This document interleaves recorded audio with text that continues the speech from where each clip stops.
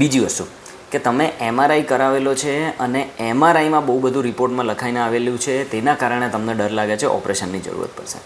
જો ઘણી વખત એવું થતું હોય કે MRIમાં બહુ બધી વસ્તુઓ લખી હોય ને, એટલે પેશન્ટ તમારી પાસે આવે અને એમ કહે કે સર આજે કાળા કાળા અક્ષરમાં બીજા પાનામાં બધા 5-5 પોઈન્ટ લખ્યા છે ને, એ બધા શું છે, મને બીક લાગે છે કે ઓપરેશન કરી દેશે. દોસ્તો, અમે ઓપરેશન ક્યારેય પણ MRIનું નથી કરતા હોતા. ઓપરેશન હંમેશા તમારા ડૉક્ટર સાહેબ પેશન્ટનું, દર્દીનું કરતા હોય છે. તમે 30-40 વર્ષની ઉંમર પછી 100 દર્દીઓના MRI કરાવો તો એમાં 40-50% લોકોને ગાદી થોડી ઘણી ખસેલી હોય કે ગાદી ડિહાઇડ્રેટ થઈ ગઈ હોય, મતલબ કે ડિહાઇડ્રેટેડ ડેસિકેટેડ ડિસ્ક હોય, થોડું ઘણું ડિસ્ક પ્રોટ્રુઝન હોય, એન્યુલર ટેર હોય, આ બધી જ તકલીફો આવી શકે છે.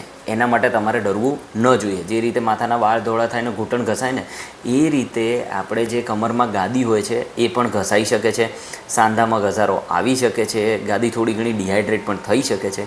તેના માટે તમારે ડરવું નહીં કે એમાં ઓપરેશન આવી જશે.